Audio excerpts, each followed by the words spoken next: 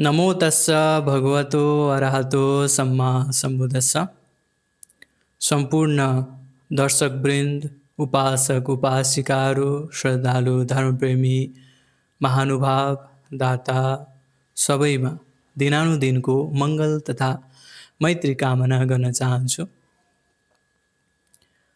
सम्यक मार्ग युट्युब च्यानलबाट हप्तामा एकचोटि या दुईचोटि धम्मपद अर्थकथाका उपदेशहरू औँसी अष्टमीको उद्देश्य पारेर तथा विभिन्न उपलक्ष्यमा गर्दै आइरहेको छु। विशेषतः यही उपदेशलाई निरन्तरता दिने जमर्को पनि गरिरहेको छु।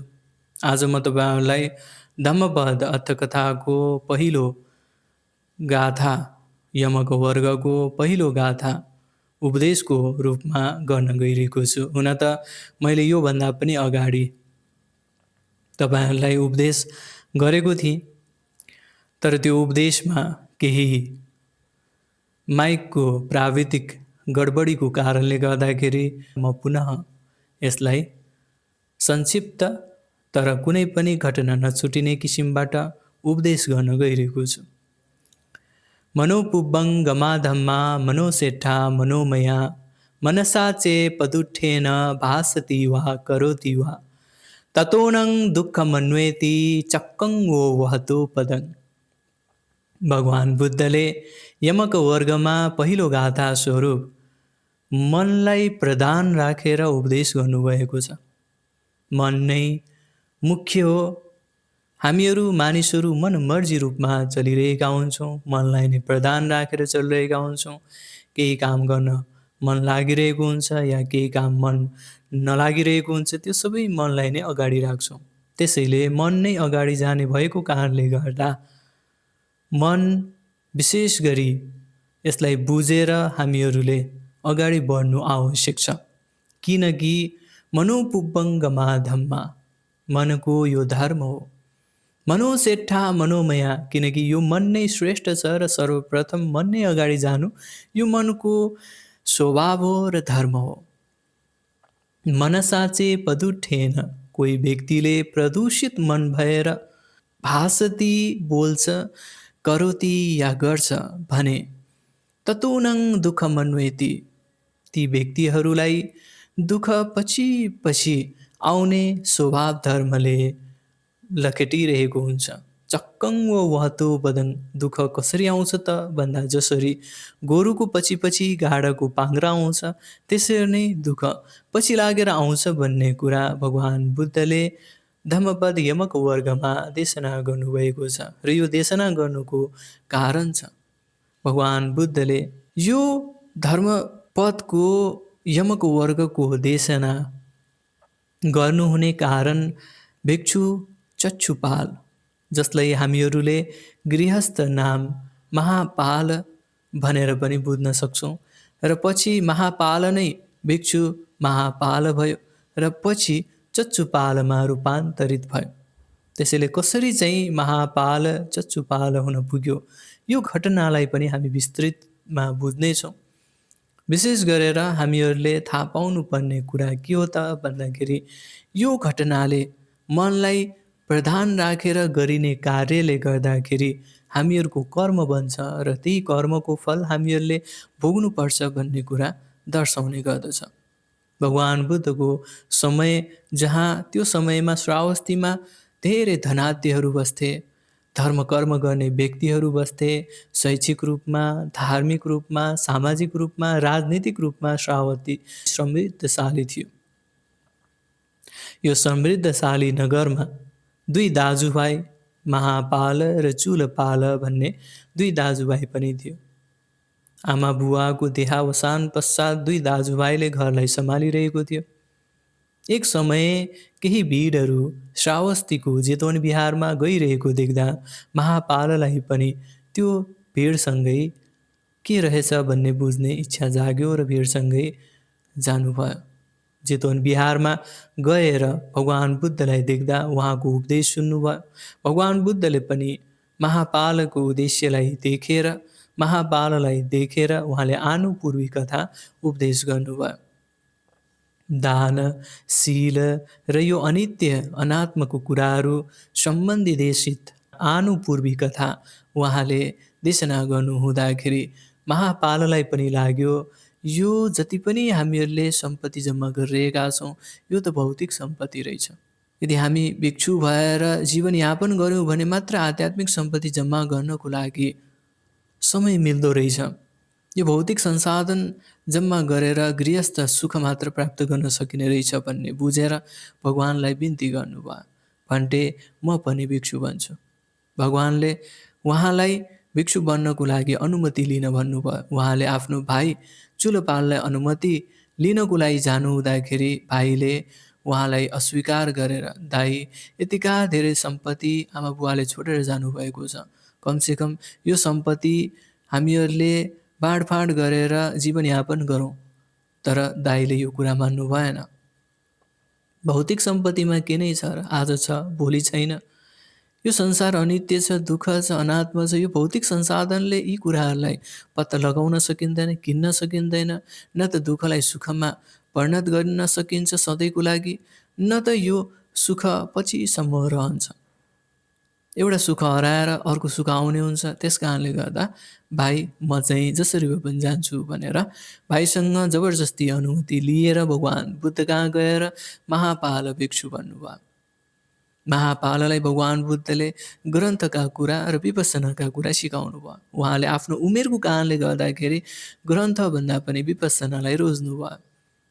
उमेर धेरै छ, ग्रन्थ कण्ठ गर्न सकिँदैन, तर विपස්සनाको अभ्यास त गर्न सकिन्छ। उहाँले भगवानसँग धुताङ्गका नियमहरू, धुताङ्गका शीलहरू, धुताङ्गका ध्यानहरू पनि सिक्नुभयो। र जब वर्षवासको समय थियो, 3 महिना भिक्षुहरूले जुन वर्षवास बिताउनु पर्ने अवस्था थियो, उहाँ चाहिँ तदङ्गु सीमान्त भन्ने एक स्थानमा आफ्ना 60 जना भिक्षुहरू सहित उहाँ भिक्षाचरण जानुभयो। भिक्षाचरण जानुहुँदा त्यहाँका मानिसहरूले भन्टे यहाँ भिक्षुहरू छैनन्, तपाईँहरू 3 महिना यहीँ बस्नुहोस् भनेर प्रार्थना गरेको कारणले गर्दा उहाँहरू त्यहीँ बस्नुभयो।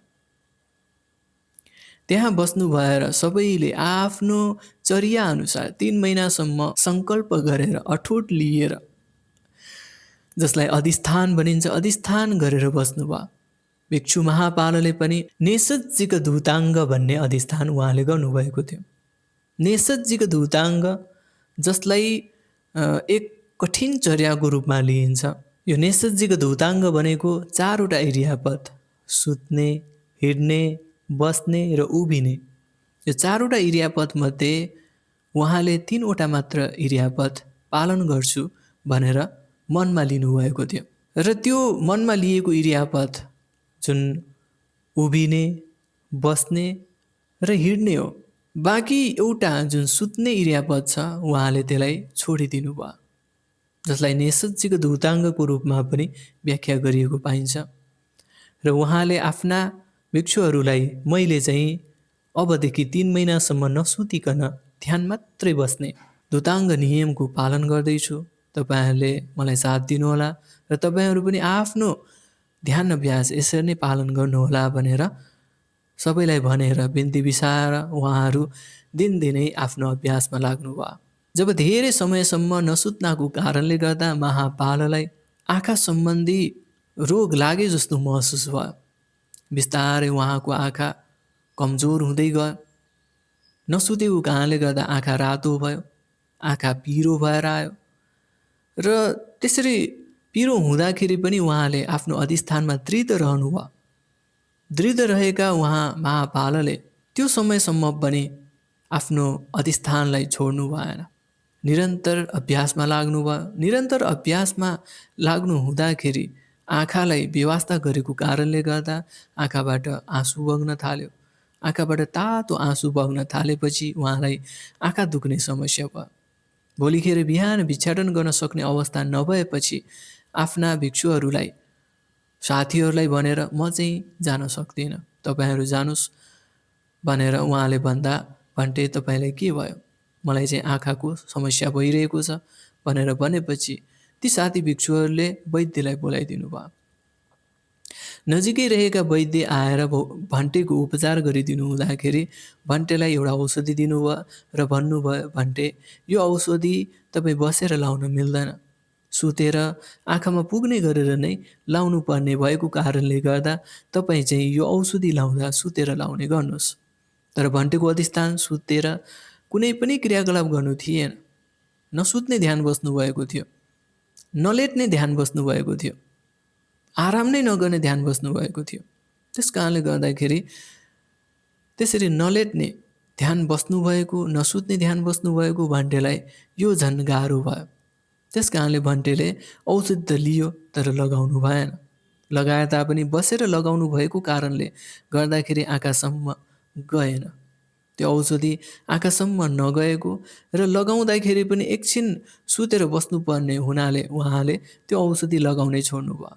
वैद्य आएर हेर्दा त्यो औषधि नलगाएको थाहा पाउनु भएर वैद्यले भन्टेलाई प्रेरणा दिनुभयो, भन्टे स्वास्थ्य छँदासम्म मात्र हो हामी ध्यान बस्न सक्ने, स्वास्थ्य नै नरहे तपाईँ ध्यान कसरी बस्न सक्नुहुन्छ? सुरुमा स्वस्थ हुनु, सुरुमा रोगलाई निको पार्नु अनि ध्यान बस्नु। तर भन्टेले आफ्नो अधिष्ठानमा दृढ भएको कारणले गर्दा वैद्यको कुरा मान्नु भएन र यसरी नमानेको कारण र भन्टेले वीर्य जगाएर मेहनत गरेर चाहिँ ध्यान अभ्यास गरेको कारणले गर्दा अन्ततः भन्टे जुन महापाल भन्टे हो उहाँले अनन्त लाभ गर्नुभयो। अनन्त लाभ सँगसँगै त्यही समयमा नै भन्टेले आफ्नो आँखा पनि गुमाएर अन्ध हुनुभयो र त्यहाँ 3 महिना वर्षवास बस्नुभएपछि सबै भिक्षुहरू भगवान बुद्धलाई भेट्नको लागि फेरि जेतवनाराम बिहारमा आउनुभयो र महाबाल भगवानसँगै श्रावस्तीमै बस्नुभयो।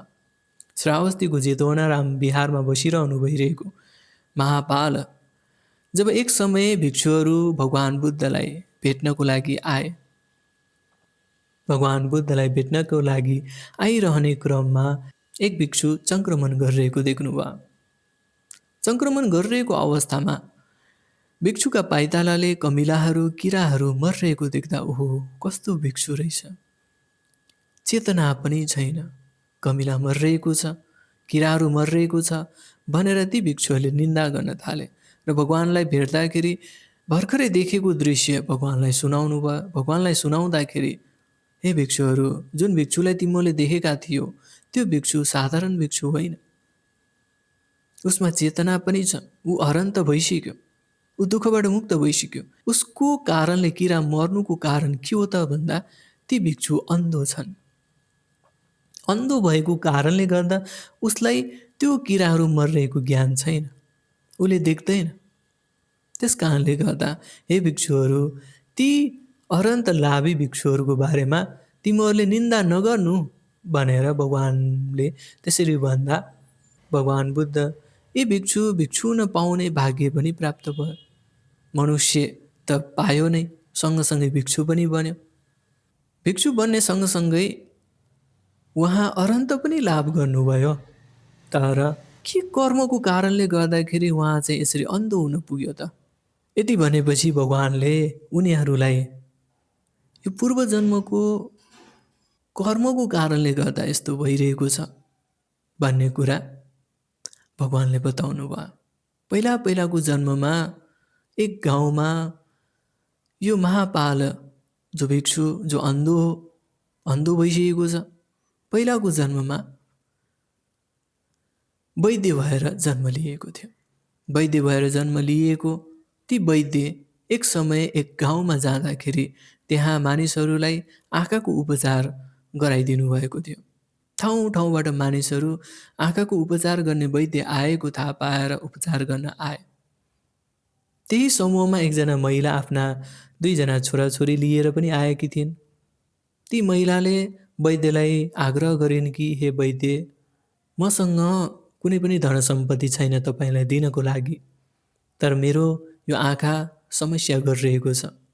त्यस कारणले गर्दा यदि तपाईँले मेरो आँखालाई निको पारिदिनु भयो भने म सहित मेरो बालबच्चा 2 जना तपाईँको नोकर बन्न तयार छौँ। त्यसैले मेरो चाहिँ आँखा उपचार गराइदिनु होला। यदि मेरो आँखा उपचार सफल भयो भने त्यो गुणको स्वरूपमा तपाईँको घरमा जीवनभरसम्म म मात्र होइन मेरो बालबच्चा पनि तपाईँको घरमा नोकर बन्नेछन्। यसरी भनेर वैद्यलाई भनेपछि वैद्य खुसी भयो र पैसा नदिए पनि नोकर बन्ने बदलामा वैद्यले उपचार सुरु गरिदियो। उपचार गरेर जब महिलाको आँखा निको हुँदै थियो, भइरहेको थियो, महिलाको मनमा के विचार आयो त भन्दा यदि मैले मेरो आँखा निको भयो भनेर भने म सहित मेरो बालबच्चा जीवनभरिसम्म यो वैद्यको नोकर बन्नुपर्नेछ, त्यसैले म भन्दिनँ। वैद्यले समय समयमा उपचार गर्दाखेरि सोधिरह्यो, बहिनी आँखा निको भयो भन्दा त्यो डर, नोकर बन्नुपर्ने डरले भएको छैन भनेर भन्दा वैद्यलाई शङ्का लाग्यो। सदैव यस्तो राम्रो उपचार गर्दा जति औषधि थप्दा पनि निको भएको छैन। भन्नुको तात्पर्य के हो? राम्रोसँग विचार गरेर राम्रोसँग जचाएर हेर्दा महिलाले त झुटो बोलेको पो थाहा भयो। यस्तो झुटो रहेछ यो व्यक्ति, नोकर बन्छु भन्ने तर नोकर नबन्ने, नोकर बन्न डर मानेर निको भइसकेको आँखाले निको भएको छैन भनेर झुटो बोलिरहेको छ। अब मैले मेरो वैद्यको शक्ति देखाउँछु भनेर भोलिपल्ट आएको ती महिलालाई बहिनी यदि निको भएको छैन भने यो औषधि प्रयोग गर्नु भनेर अर्कै औषधि दिएर पठाए। जब महिलाले त्यो औषधि आँखामा लगाइन्, उसको दुवै आँखा अन्धो भयो, किनकि दुवै आँखामा समस्या थियो। दुवै आँखामा त्यो औषधि लगाउने बित्तिकै महिला अन्धो भइन्।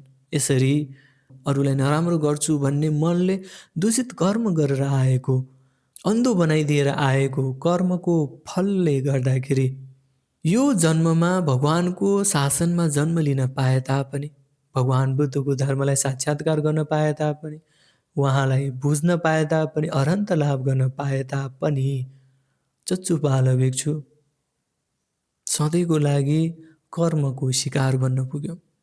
उहाँले गरेर आएको यो दूषित कर्मको फल जसरी गोरुको पछि पछि घाडाको पाङ्ग्रा आउँछ, त्यसरी नै उहाँको पछि पछि यो कर्मले चाहिँ साथ दिँदै आइरहेको थियो।